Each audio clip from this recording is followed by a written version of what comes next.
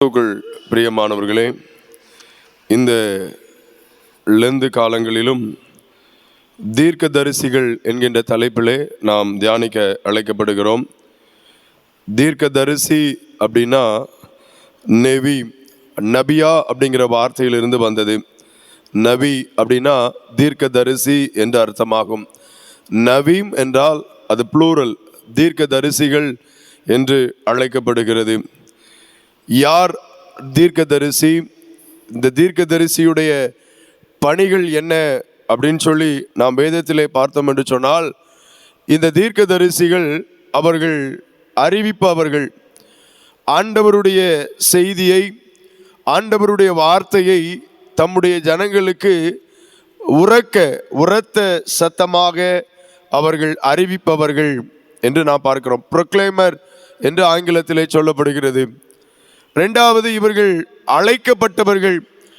கடவுளால் ஒரு குறிப்பிட்ட பணியை செய்து முடிப்பதற்காக, தேவனுடைய திட்டத்தை நிறைவேற்றுவதற்காக இவர்கள் அழைக்கப்பட்டவர்கள் என்று சொல்லி நாம் பார்க்கிறோம். மூன்றாவது, இந்த தீர்க்கதரிசிகள் ஸ்போக்ஸ் பர்சன், கடவுளுடைய செய்தி தொடர்பாளர். ஆண்டவருடைய செய்தியை ஜனங்களிடத்திலே கொண்டு செல்பவர்கள் என்று சொல்லி நாம் பார்க்கலாம். இவர்கள்தான் தீர்க்கதரிசிகள். இப்போ இந்த வார்த்தையை தமிழில் பார்த்தோம் அப்படின்னா, தீர்க்கம் பிளஸ் தரிசனம்.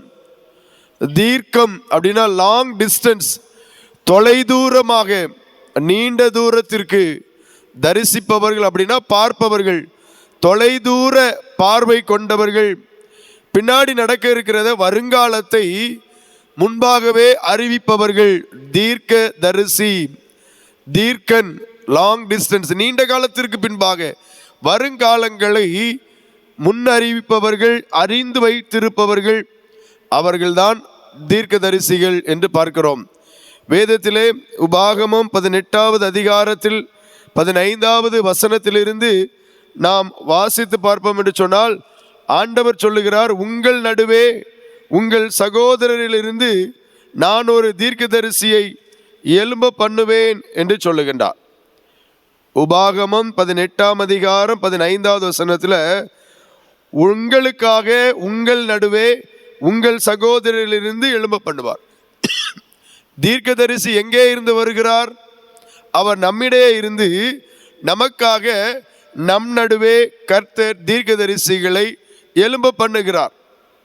நம் ஆலயத்திலே அறிவிப்பு கொடுத்த போது, தீர்க்கதரிசிகளாக மோசேயிலிருந்து இயேசு கிறிஸ்து வரை நாம் தியானிப்போம் அப்படின்னு சொல்லி அறிவிப்பு கொடுத்தோம்.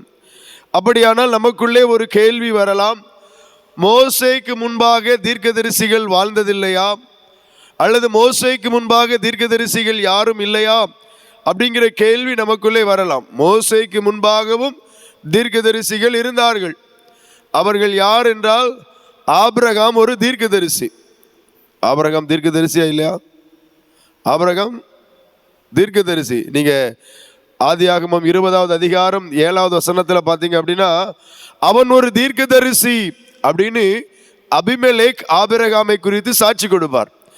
ஆபிரகாம் ஒரு தீர்க்கதரிசி, ஈசாக்கு ஒரு தீர்க்கதரிசி, யாக்கோபு ஒரு தீர்க்கதரிசி, யோசேப்பு ஒரு தீர்க்கதரிசி. அவங்கெல்லாம் தீர்க்கதரிசியா இருக்கும்போது, எதனால ஐயா நம்ம மோசேயில இருந்து ஆரம்பிக்கிறோம், அப்போ ஆபிரகாம்ல இருந்தே ஆரம்பிச்சிருக்கலாமே அப்படின்னு கூட உங்களுக்கு சந்தேகங்கள் வரலாம். வேத ஆராய்ச்சியாளர்கள் இந்த 4 தீர்க்கதரிசிகளையும் பேட்ரியார்க்கல் ப்ராஃபட்ஸ் அப்படின்னு சொல்றாங்க. இங்கே மோசேயிலிருந்து கிளாசிக்கல் ப்ராஃபட்ஸ். இப்போ இந்த பேட்ரியார்க்கல் ப்ராஃபட்ஸ் ஆபிரகாம், ஈசாக்கு, யாக்கோபு, யோசேப்பு, இவர்களுடைய தீர்க்க தரிசனங்களையும் மோசேயின் காலத்திலிருந்து வரக்கூடிய தீர்க்க தரிசிகளையும் நாம் பார்த்தோம் என்று சொன்னால், இவர்கள் எல்லாரும் கோத்திர பிதாக்கள், முற்பிதாக்கள். ஆபிரகாம், ஈசாக்கு, யாக்கோபு, யோசேப்பு, இவர்கள் எல்லாரும் கோத்திர பிதாக்கள். இவர்களுடைய தீர்க்க தரிசனங்களை எல்லாம் நாம் பார்க்கிறோம் என்று சொன்னால், அவர்கள் எல்லாருமே குடும்பத்தை பாதுகாப்பதற்காக, குடும்பத்தை சார்ந்த காரியங்கள், குடும்பத்தினுடைய நல்வாழ்வுக்காக அவர்களுடைய தீர்க்க தரிசனங்கள் எல்லாம் அடங்கி இருந்தது. ஆகவே தான் அவர்களை பேட்ரியார்க்கல் ப்ராஃபட்ஸ் என்று சொல்லுகிறோம். கடவுளிடமிருந்து அவர்களும் செய்தியை பெற்றுக்கொண்டார்கள். அவர்கள் பெற்றுக்கொண்ட செய்திகள் எல்லாம் அவர்களுடைய தனிப்பட்ட வாழ்வுக்கு, தனிப்பட்ட ஆசீர்வாதத்திற்கு, தனிப்பட்ட நன்மைக்கு, குடும்பத்தினுடைய மேன்மைக்குரியதாக காணப்பட்டது. ஆகவேதான் அவர்கள் பேட்ரியார்கல் ப்ராஃபட்ஸ், கோத்திர பிதாக்கள், தீர்க்கதரிசிகள் என்று சொல்லுகிறோம். ஆனால் இந்த பக்கம் நீங்க பார்த்தீங்கன்னு சொன்னால், மோசேயிலிருந்து நாம் வரிசையாக பார்ப்போம் என்று சொன்னால், அவர்கள் பெறுகிற செய்தி முழு தேசத்திற்கும் உரியது. ஆகவேதான் இவர்கள் கிளாசிக்கல் ப்ராஃபட்ஸ், அது ஏசாயா, எரேமியா, எசேக்கியா, மலாக்கி வரைக்கும் அதே தான் கிளாசிக்கல் ப்ராஃபட்ஸ். ஆக முழு தேசத்திற்குரிய செய்திகளை பெறுபவர்களாக மோசேயிலிருந்து நாம் காணப்பட்டதினாலே இன்றைக்கு முழு தேசத்திற்குரிய தீர்க்கதரிசிகளாக, இந்த முழு திருச்சபைக்கு உரிய தீர்க்கதரிசிகளாக நாம் மோசேயிலிருந்து பார்க்கிறோம். ஆகவேதான் அவர்கள் கோத்திர பிதாக்களுடைய தீர்க்கதரிசிகளாக பார்க்கிறோம். இந்த மோசையினுடைய காலங்களில் உள்ள தீர்க்கதரிசிகளை குறித்து பார்ப்போம் என்று சொன்னால், இவர்களுடைய அறிவுரைகள், ஆலோசனைகள் எல்லாம் சமூகத்திலே, சமுதாயத்திலே, மக்களிடத்திலே காணப்படுகிற அநீதிகளை குறித்து, அவர்களுடைய வாழ்க்கையில் இருக்கிற தவறான வாழ்வை குறித்து கண்டித்து உணர்த்தக்கூடியதாக காணப்பட்டது. அவர்களுடைய வாழ்க்கையில் காணப்படுகிற பாவங்களை குறித்து, அன்றாட வாழ்விலே காணப்படுகிற அக்கிரமங்களை குறித்து, பொல்லாத செய்கைகளை குறித்து அது கண்டித்து உணர்த்தக்கூடியதாக காணப்பட்டது. விக்கிரக ஆராதனையை கண்டித்து உணர்த்தக்கூடியதாக காணப்பட்டது. வரும் காலங்களிலே ஆண்டவர் இந்த ஜனங்களுக்கு என்னவெல்லாம் செய்ய போகிறார் என்பதை குறித்தும் அங்கே சொல்லப்பட்டதை நாம் பார்க்கிறோம். இன்றைக்கு இந்த காலை பொழுதிலே நாம் மோசே தீர்க்கதரிசியை குறித்து தியானிக்க இருக்கிறோம். மோசே என்றால் இவனை ஜலத்திலிருந்து வெளியே எடுத்தேன், ஆகவே இவருக்கு மோசே என்று பெயரிட்டேன் என்று வேதத்திலே நான் பார்க்கிறோம். மோசே அப்படின்னா வெளியே எடுத்தவர், வெளியே எடுக்கப்பட்டவர், ஒன் ஹூ ட்ராஸ் அவுட். அவரை நான் வெளியே எடுத்தேன், ஜலத்திலிருந்து இவனை எடுத்ததினால இவனுக்கு மோசே என்று பெயரிட்டேன் என்று சொல்லி பார்வோனுடைய குமாரத்தி மோசேக்கு பெயரிடுகிறார். வெளியே இவர் எடுக்கப்பட்டதினால் என்னவோ தெரியவில்லை, ஆண்டவர் இஸ்ரவேல் ஜனங்களை எகிப்தின் அடிமைத்தனத்திலிருந்து வெளியே கொண்டு வரும்படியாக தேவன் பயன்படுத்தின ஒரு பாத்திரமாக நாம் மோசேயை பார்க்கிறோம். மோசேயினுடைய வாழ்க்கையெல்லாம் நமக்கு நன்றாக தெரியும். 40 ஆண்டுகள் எகிப்து வாழ்வு, 40 ஆண்டுகள் வனாந்தர பயணம், 40 ஆண்டுகள் அங்கே ஆண்டவர் அவரை உருவாக்குகிற காரியங்களை எல்லாம் நாம் பார்க்கிறோம். இந்த மோசேயை கொண்டு ஆண்டவர் மாபெரும் வல்லபெரும் காரியங்களை செய்திட்டார். உபாகமம் 34வது அதிகாரம் 10வது வசனத்திலிருந்து 12வது வசனம் வரைக்கும் நாம் வாசித்து பார்ப்போம் என்று சொன்னால், அதைத்தான் நாம் இன்றைக்கு தியானத்திற்கு ஆதாரமாக வைக்கப் போகிறோம். உபாகமம் 34ஆம் அதிகாரம் 12வது வசனத்தில், கர்த்தரை முகமுகமாய் அறிந்த மோசேயை போல ஒரு தீர்க்கதரிசியும் இஸ்ரவேலில் அப்புறம் எழும்பினது இல்லை என்று விளங்கும். அதுக்கப்புறம் தீர்க்கதரிசி எழும்பவில்லை என்று சொல்லவில்லை, மோசேயை போல கர்த்தரை முகமுகமாய் அறிந்து கொண்ட மோசேயை போல ஒரு தீர்க்கதரிசி அப்புறம் எழும்பினதில்லை. மோசே ஒரு தீர்க்கதரிசி. இந்த மோசே தீர்க்கதரிசியை போல ஒரு வல்லமையான அல்லது ஒரு மாபெரும் காரியங்கள் அல்லது தேவனோடு கூட நெருங்கிய உறவு கொண்டிருந்த தீர்க்கதரிசிகள் வேறே ஒருவரும் எழும்பினது இல்லை அப்படின்னு சொல்லி பார்க்கிறோம். தேவனை முகமுகமாய் அறிந்து கொண்ட மோசே, தேவனோடு கூட ஒரு நெருங்கிய ஒரு உறவு, தன் சிநேகிதனோடு பேசுவதை போல ஆண்டவர் மோசையோடு பேசினார் அப்படின்னு சொல்லி பார்க்கிறோம். இந்த மோசையினுடைய வாழ்விலே, அவருடைய அந்த ஊழியத்தின் பாதைகளிலே ஜனங்களை அவர் எவ்வாறு வழிநடத்தினார் என்கின்ற எல்லா காரியங்களும் நமக்கு யாத்ராகம புஸ்தகத்தில் நமக்கு நன்கு தெரியும். 10 கட்டளைகளை அவர் பெற்றுக்கொண்டு வந்தது, அங்கே ஜனங்களுடைய முறுமுறுப்பு, இவை எல்லாவற்றையும் அவர் எவ்வாறு சகித்து கொண்டார், இவையெல்லாம் நமக்கு தெரியும். இந்த தீர்க்கதரிசியாக மோசேயை குறித்து நாம் பார்ப்போம் என்று சொன்னால், அவர் தேவனை முகமுகமாய் அறிந்து கொண்டார். நல்ல ஒரு ரிலேஷன்ஷிப் வித் காட், ஆண்டவரோடு கூட ஒரு நெருங்கிய உறவை இந்த மோசே வைத்திருந்தார் என்று சொல்லி நாம் பார்க்கிறோம். 2வது, இந்த மோசேயினுடைய ஊழியத்திலே நாம் பார்த்தோம் என்று சொன்னால் 10வது வசனத்தில், இந்த மோசே எகிப்து தேசத்திலே பார்வோனுக்கும் அவனுடைய எல்லா ஊழியக்காரருக்கும் அவனுடைய தேசம் அனைத்திற்கும் செய்யும்படி கர்த்தர் அவனை அனுப்பி செய்வித்த சகல அடையாளங்களையும் அற்புதங்களையும் செய்தான். சைன்ஸ் அண்ட் ஒண்டர்ஸ், அடையாளங்களும் அற்புதங்களும் மோசே தீர்க்கதரிசியின் மூலமாக நிறைவேற்றப்பட்டது. ஒரு தீர்க்கதரிசியை கொண்டு ஆண்டவர் அடையாளங்களையும் அற்புதங்களையும் செய்கிறார். அடையாளங்கள், சயின்ஸ் முன்னறிவிக்கப்படுகிறது. ஏசாயா தீர்க்கதரிசியிலே நாம் பார்க்கிறோம், அவள் ஒரு குமாரனை பெறுவாள், அவருக்கு இம்மானுவேல் என்று பெயரிடுவார்கள். இதுவே அவங்களுக்கு அடையாளம். ஒரு கன்னிகை கர்ப்பவதியாகி ஒரு குமாரனை பெறுவாள், அடையாளம்.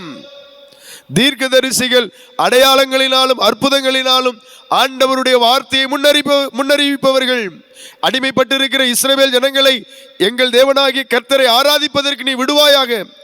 பார்வோனிடத்திலே போய் கேட்கின்ற போதெல்லாம் அங்கே அடையாளங்களின் மூலமாக ஆண்டவர் உறுதிப்படுத்துகிறார். அற்புதங்களின் மூலமாக ஆண்டவர் தம்முடைய வார்த்தையை தெளிவுபடுத்துகிறார். மோசே தீர்க்கதரிசியின் மூலமாக ஆண்டவர் அடையாளங்களையும் அற்புதங்களையும் செய்தார் என்று சொல்லி பார்க்கிறோம். எகிப்தில பார்வோனுக்கு முன்பாக, எகிப்தியர்களுக்கு முன்பாக, எகிப்திய தேசம் அனைத்திற்கும் முன்பாக இந்த மோசேயின் மூலமாய் அடையாளங்களையும் அற்புதங்களையும் நிறைவேற்றின ஆண்டவர். அதோடு கூட மாத்திரமல்ல, 11வது வசனத்தில் சொல்லப்பட்டிருக்கிறது, அவன் இஸ்ரவேலர் எல்லாருக்கும் பிரத்யட்சமாய் செய்த சகல வல்லமையான கிரியைகளையும் மகா பயங்கரமான செய்கைகளையும் பார்த்தாள்.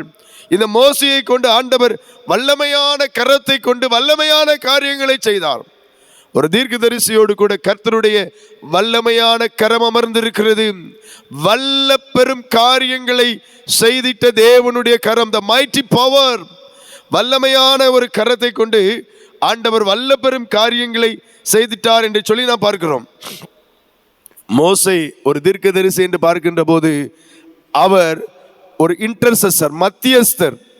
ஒரு தீர்க்கதரிசியுடைய மிக முக்கியமான ஒரு வேலை தேவனுக்கும் ஜனங்களுக்கும் இடையே இருக்கிற ஒரு இன்டர்செசர், ஒரு மத்தியஸ்தராக, ஜனங்களுடைய குற்றங்களுக்காக, ஜனங்களுடைய பாவங்களுக்காக பிதாவாகிய தேவனிடத்திலே பரிந்து பேசுபவர், அவர் மன்றாடுபவர். ஐயா, தெரியாம செஞ்சிட்டாங்க, தயவு செய்து இவர்களை அழித்து விடாதிரும் சொல்லுவார் இல்லையா? இவங்க குற்றங்களை எல்லாம் மன்னித்து ஜீவ புஸ்தகத்திலிருந்து என் பேரை கிறுக்கி போட்டுரும். ஒரு இன்டர்செசர், பரிந்து பேசுபவர், மன்றாடுபவர், தன்னுடைய ஜனங்களுக்காக. நான் நல்லா இருக்கணும், என் குடும்பம் நல்லா இருக்கணும் என்று மன்றாடி ஜெபிப்பவர் அல்ல. என் ஜனம், என்னுடைய ஜனங்கள், ஆண்டவரே இவர்கள் மேல மன்னியும், இவர்களை மன்னியும், இவர்களுக்கு இறங்கும் என்று சொல்லி தன் ஜனங்களுக்காக மன்றாடுகின்ற ஒரு மத்தியஸ்தர் இந்த மோசே என்னும் தீர்க்கதரிசியை பார்க்கிறோம். தேவன் கொடுத்த அந்த நியாயப்பிரமாணங்களை தம்முடைய ஜனங்களுக்கு வழங்கிய ஒரு லா கிவர், நியாயப்பிரமாணங்களை வழங்கியவர். 2 கற்பலகைகளிலே 10 கட்டளைகளையும் கொண்டு வந்து, உன் தேவனாகிய கர்த்தருடைய வார்த்தைக்கு கவனமாய் செவி கொடுப்பாயாக. உபாகமம் 28வது அதிகாரத்தில் பார்ப்போம் இல்லையா?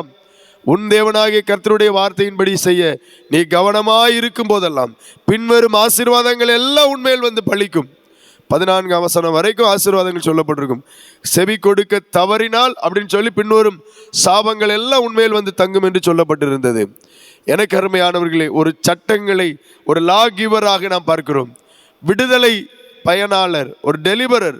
அடிமைப்பட்டிருந்த ஜனங்களை கானான் தேசத்தை நோக்கி வழிநடத்தக்கூடிய ஒரு நல்ல தலைவராக மோசேயினுடைய வாழ்க்கை காணப்பட்டது. இன்னும் நாம் புதிய ஏற்பாட்டில் இதே மோசேயை குறித்து பார்ப்போம் என்று சொன்னால், எபிரேயருக்கு எழுதின நிருபம் 11ஆம் அதிகாரம் 24ஆம் வசனத்திலிருந்து நாம் பார்ப்போம் என்று சொன்னால், இந்த மோசேயை குறித்து அவர் ஒரு விசுவாச வீரர். இந்த 11ஆம் அதிகாரத்தில் விசுவாச வீரர்களுடைய பட்டியல் அங்கே தெளிவாக சொல்லப்பட்டிருக்கிறது.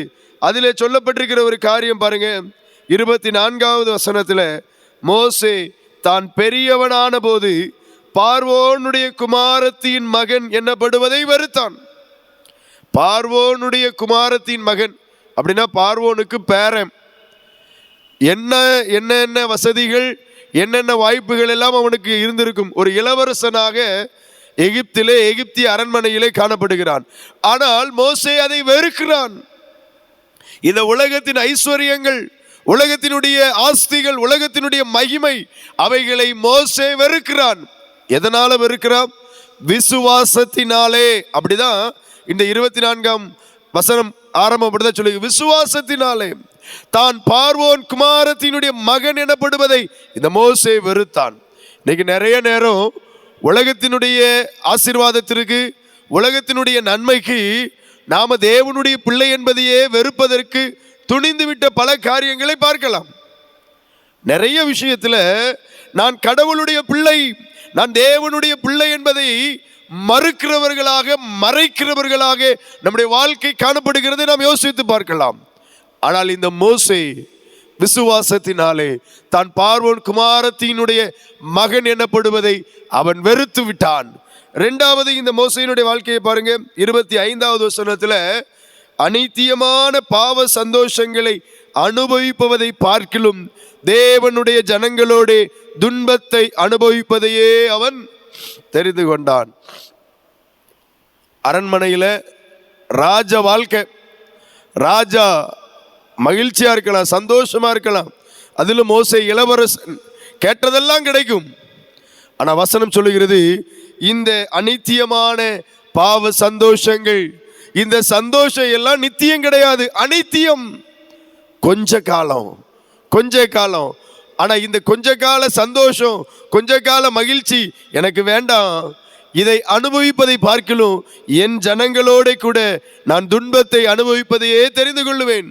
இன்னைக்கு நிறைய நேரத்தில் நம்முடைய வாழ்க்கையில நாம் விரும்புவது, எதிர்பார்ப்பது எல்லாம் அநித்தியமான சந்தோஷங்கள், கொஞ்ச கால மகிழ்ச்சி தரக்கூடிய போதை பொருட்கள், கொஞ்ச காலம் சந்தோஷத்தை தரக்கூடிய இச்சைகள், கொஞ்ச காலம் என்று சொல்லி இவ்வுலகத்தில் தேவனை விட்டுவிட்டு, தேவ சமூகத்தில் அமர்ந்திருப்பதை விட்டுவிட்டு நம் மனதிற்கும் நம்முடைய வாழ்வுக்கும் மகிழ்ச்சி தரக்கூடிய உலக காரியங்களை தேடி ஓடுகிறோம்.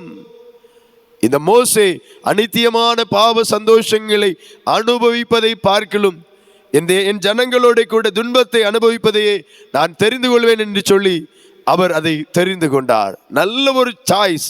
முதலிலே அவர் வெறுத்து விட்டார், இரண்டாவது அவர் தெரிந்து கொண்டார் என்று சொல்லி பார்க்கிறோம். மூன்றாவது 26வது வசனத்தில் சொல்லப்பட்டிருக்கிறது, இனி வரும் பலன் மேல் நோக்கமாய் இருந்து எகிப்தில் உள்ள பொக்கிஷங்களிலும் கிறிஸ்துவ நிமித்தம் வரும் நிந்தையை அதிக பாக்கியம் என்று எண்ணினேன். இனி வரும் பலன் மேல், இனி வரும் பலன் மேல். ஒருவேளை அங்கேயே இருந்திருந்தா அடுத்து ராஜாவாக, அரசனாக உயர்த்தப்பட்டு இருக்கலாம். ஆனால் இனி வரும் பலன், எனக்கு இவ்வுலக வாழ்க்கை முக்கியம் இல்லை, இந்த வாழ்க்கை எனக்கு முக்கியம் இல்லை, இனி வரும் பலன் அதுதான் எனக்கு முக்கியம். அதனால கிறிஸ்துவ நிமித்தம் வரக்கூடிய நிந்தையை அது எனக்கு பாக்கியம் என்று எண்ணினான். அதுதான் எனக்கு பாக்கியம், அதுதான் எனக்கு சந்தோஷம், அதுதான் எனக்கு மகிழ்ச்சி. ஆம், எனக்கு அன்பானவர்களே, இன்றைக்கு நம்முடைய பிரயாசங்கள் எல்லாம் இந்த உலகத்தில் உள்ள காரியங்களுக்காகத்தான் ஓடிக்கொண்டிருக்கிறோம்.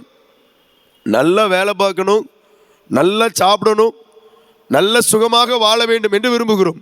பொதுவாக சொல்லுவார்கள் இல்லையா, நிம்மதியாக சாப்பிட்டு வாழ வேண்டும் என்று சொல்லி சாப்பிடாம வேலைக்கு போறவங்க நிறைய பேர் உண்டு. நான் சொல்ற காரியம் உங்களுக்கு புரியும் நினைக்கிறேன். நிம்மதியா சாப்பிட்டு சந்தோஷமா இருக்கணும்னு விரும்பி சாப்பிடாம வேலைக்கு போறவங்க நிறைய பேர் உண்டு. அப்படிதான் இன்றைக்கு உலகத்தில் நம்ம ஓடிக்கொண்டு இருக்கிறோம். இந்த பவுலுடைய வாழ்க்கையில், இந்த மோசேயினுடைய வாழ்க்கையில் நாம் பார்க்கிறோம், இனி வரும் பலன் மேல் அவர் நோக்கமாக இருந்து, இனி வரும் பலன் மேல் அவர் எண்ணமுள்ளவராக இருந்து, எகிப்தில் உள்ள பொக்கிஷங்கள் எதுவும் எனக்கு வேண்டாம், ஆனா கிறிஸ்து நிமித்தம் வருகிற அந்த நிந்தை, அந்த அவமானம், அந்த சகிப்புத்தன்மை அது எனக்கு போதும் என்று சொல்லி அவர் சகித்து கொண்டார், ஏற்றுக்கொண்டார். இன்றைக்கு கிறிஸ்துவுக்காக நாம் எதை இழந்திருக்கிறோம், கிறிஸ்துவுக்காக நாம் எதை இழக்க ஆயத்தமாக இருக்கிறோம், யோசித்து பாருங்கள். இந்த மோசே தீர்க்கதரிசியின் மூலமாக அதைத்தான் நாம் கற்றுக்கொள்ள விரும்புகிறோம். மோசே தீர்க்கதரிசியின் மூலமாக நாம் கற்றுக்கொள்ள விரும்புகிற, அல்லது இந்த காலை பொழுதிலே ஆண்டவர் நம்மிடத்திலே சொல்லித்தர விரும்புகிற காரியங்கள், முதல் காரியம் மோசேயினுடைய வாழ்க்கையில் இருந்து நாம எதை பிடித்து கொள்ள வேண்டும் என்று சொன்னால் ஹியூமிலிட்டி. மோசேயை போல நாம் தாழ்மை உள்ளவர்களாக இருக்க அழைக்கப்படுகிறோம். ஆண்டவராகிய கர்த்தர் சொல்லுகிறார், என்னாகமம் 12வது அதிகாரத்தில் மோசேயை குறித்து, அவன் ஒரு சாந்த குணம் உள்ளவன், என் வீட்டில் எங்கும் அவன் உண்மை உள்ளவன் என்று சொல்லுகின்றார். அப்படிப்பட்ட ஒரு நல்ல குணம் நமக்குள்ள இருக்க வேண்டும். ஆண்டவர் இன்றைக்கு நம்முடைய பணிபுரிகிற இடத்திலே நமக்கு அதிகாரங்களை தருகிறார். எப்போதுமே சொல்லுவார்கள், அதிகாரம் என்பது பணி செய்யறதுக்கு தான், ஆளுகை செய்ய அல்ல. அதிகாரம் என்பது பணி செய்யவே. இன்றைக்கு ஆண்டவர் நம்மை ஒவ்வொரு இடத்துல ஒவ்வொரு காரியத்திற்காக அழைத்திருக்கிறார் என்று சொன்னால், இந்த அழைப்பு சேவை செய்யவே. ஒவ்வொரு இடத்துல உங்களை ஒருவேளை டாக்டராக, டீச்சராக, அல்லது ஒரு இடத்துல உங்களை ஒரு சாதாரண ஒரு உதவியாளராக, அல்லது எந்த ஒரு இடத்துல ஆண்டவர் உங்களை அழைத்திருக்கிறாரோ அந்த இடத்துல நீங்கள் சேவை செய்வதற்காகத்தான், அமர்ந்து கொண்டு ஆளுகை செய்ய அல்ல. அழைப்பு என்பது பணி செய்யவே, சேவை செய்யவே, ஆளுகை செய்ய அல்ல. இந்த மோசே ஒரு மாபெரும் தலைவனாக, 20 லட்சத்திற்கும் மேற்பட்ட ஜனங்களை வழிநடத்தக்கூடிய ஒரு மாபெரும் தலைவனாக ஆண்டவர் அழைத்திருந்தார். தன்னை முழுவதுமாக தாழ்த்தின ஒரு நல்ல தலைவனாக நாம் மோசேயை பார்க்கிறோம். அந்த தாழ்மை நமக்குள்ள இருக்க வேண்டும். இருக்கிற இடத்துல, ஆண்டவரே நான் செய்கிற வேலை அது சாதாரண ஒரு பியூனா இருக்கலாம், ஆண்டவரே நான் என்னை தாழ்த்துகிறேன், என்னை நான் ஒப்பு கொடுக்கிறேன் என்று சொல்லி அந்த தாழ்மை நமக்குள்ளே காணப்பட வேண்டும். இரண்டாவது, இந்த மோசையின் மூலமாக நாம் கற்றுக்கொள்ளக்கூடிய ஒரு காரியங்கள் கீழ்ப்படிதல். Obedience to God's call. ஆண்டவர் அவரை அழைத்த போது, ஒருவேளை எனக்கு பேச தெரியாது, நான் எப்படி பேசுவேன் அப்படின்னு அவருக்குள்ள தயக்கங்கள் இருந்தாலும் கர்த்தருடைய வார்த்தைக்கு அவர் கீழ்ப்படிந்தார்.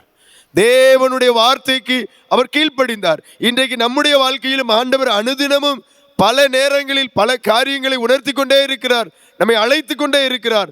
நாம் தேவனுடைய சமூகத்தில் அவருடைய சத்தத்திற்கு கீழ்ப்படிய வேண்டும். பலியிடுவதை பார்க்கிலும் கீழ்ப்படிதலே உத்தமம். அதுதான் கீழ்ப்படிதல் நமக்குள்ளே வேண்டும். மூன்றாவது, இந்த மோசேயினுடைய வாழ்க்கையிலே நாம் கற்றுக்கொள்ளக்கூடிய காரியம் பொறுமை. எவ்வளோ பெரிய ஒரு பொறுமைசாலி இல்லையா? சொல்லுவாங்க, போறவங்களாம் ஏசுதான், வாரவங்களாம் ஏசுதான், தண்ணியில் ஒரே சத்தம், சாப்பாடுல சத்தம். 200 பேர் சமாளிக்கலாம், 20 லட்சம் பேர் எப்படி சமாளிக்கிறது? அவ்விடத்திலும் பொறுமை காத்த ஒரு மோசே. நம்முடைய வாழ்க்கையில் சின்ன பிரச்சனை நம்மளால் தாங்க முடியாது, அவ்வளோ டென்ஷன் ஆயிரும், அவ்வளோ கோபம் வரும்.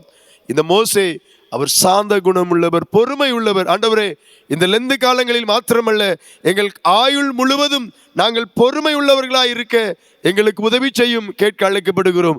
நான்காவது, இந்த மோசேயின் வாழ்வில் இருந்து நாம் கற்றுக்கொள்ளக்கூடிய ஒரு காரியம் இன்டிமேசி வித் காட். தேவனோடு கூட நல்ல ஒரு உறவிலே இருந்தார், தேவனோடு கூட நல்ல ஒரு ஐக்கியத்தில் இருந்தார்.